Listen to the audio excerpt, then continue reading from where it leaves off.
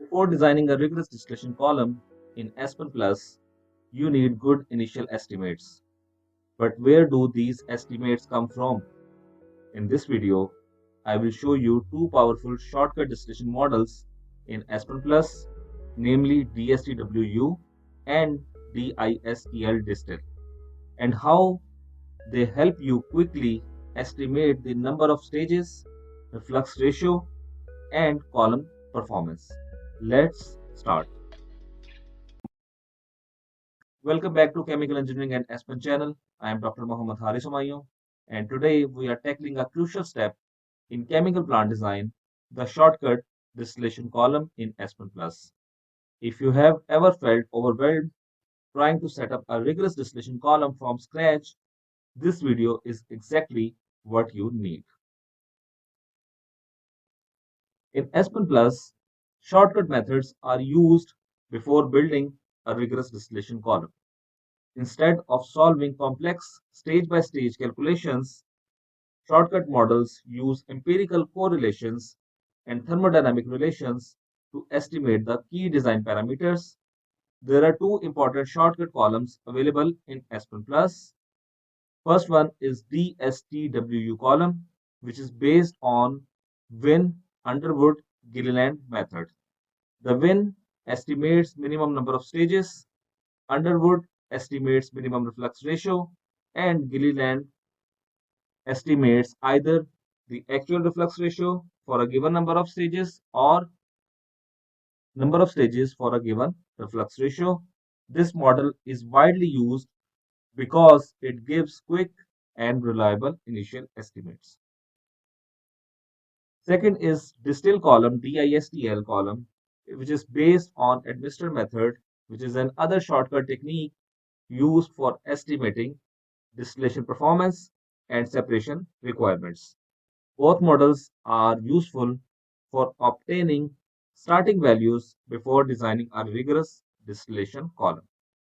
Let's apply these shortcut models to a simple but important separation problem. So the problem statement is that the feed enters the distillation column at a temperature of 25 degrees centigrade and a pressure of 2 bar with a total molar flow rate of 100 kmol per hour. The feed consists of an equimolar mixture of methanol and water, each with molar fraction of 0.5. The objective is to obtain a distillate flow rate of 51 kmol per hour containing 49 kmol per hour of methanol and 2 kmol per hour of water.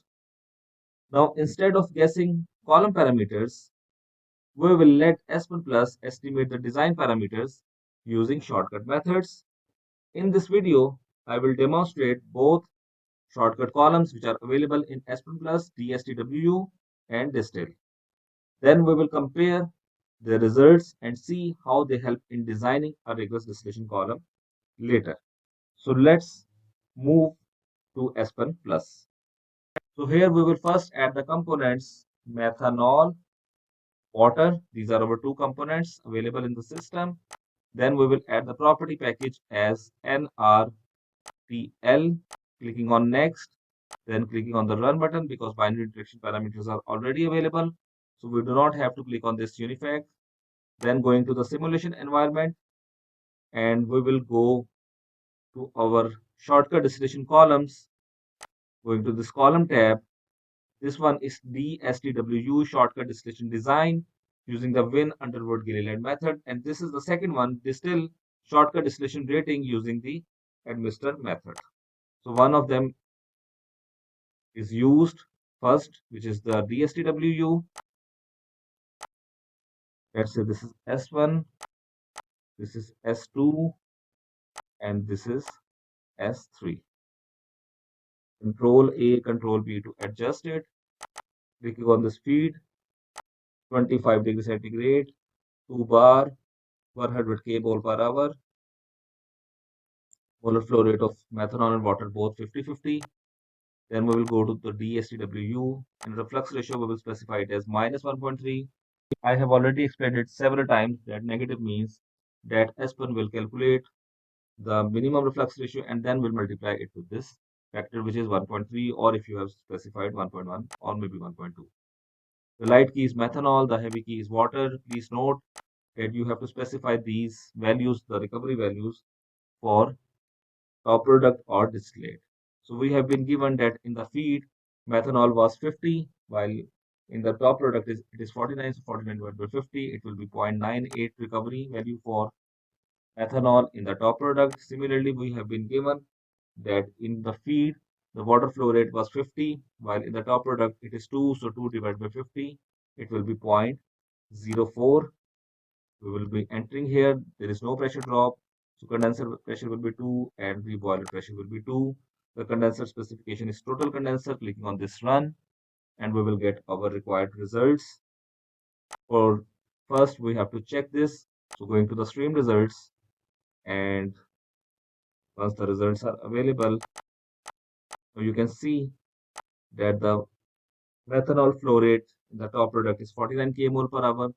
Water flow rate is 2 kmol per hour. The total flow rate of the top product is 51, while the remaining will obviously be bottom product. So we have achieved our required specification using DSTWU. Now this was the first part of this video, and now going to this part, which is Distl shortcut distillation rating using the Edmister method. So we will click on it, we will place it over here, and again doing the connections of the feed, which is S4,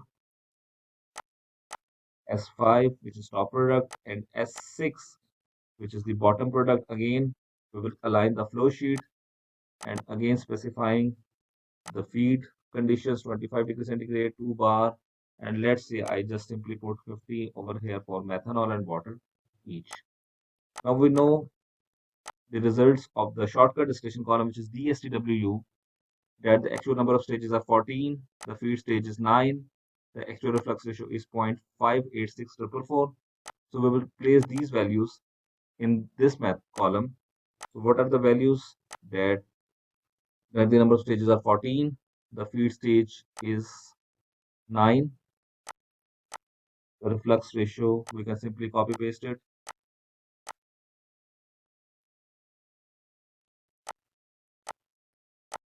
Distillate to feed molar ratio, this is this value 0.51. The condenser type is total, no pressure drop in reboiler or condenser, and reset and run.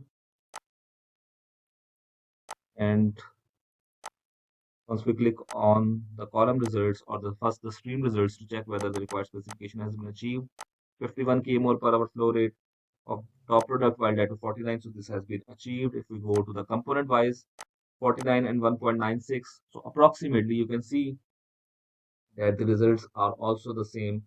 So first one, you can see it was the design, then we used parameters of design to check whether these parameters are accurate or not, and you can see that the design parameters are tested using the rating method, and you can see that both results are also the same. So if we go to the block results, the condenser duty, reboiler duty, feed stage temperature, top stage temperature, bottom stage temperature, these are the values which we get. Obviously, this distill does not provide us the stages or the feed stage or the reflux. We have to actually put them. So this is a rating. While in shortcut column, we got the values from them. So that was the design. So obviously, both models are extremely helpful when starting a distillation design problem using Aspen Plus. So in this video, we have learned how shortcut columns in Aspen Plus help us estimate the key design parameters before building a rigorous column. In the next video, we will use these estimates to design a rigorous distillation column in Aspen Plus and analyze the separation in more detail. If you found this tutorial helpful, make sure to like the video, subscribe to the channel, and share it with other chemical engineers learning Aspen Plus. Drop a comment below if you have any questions about the Underwood Gilliland or Edmister methods. Thanks for watching and keep simulating.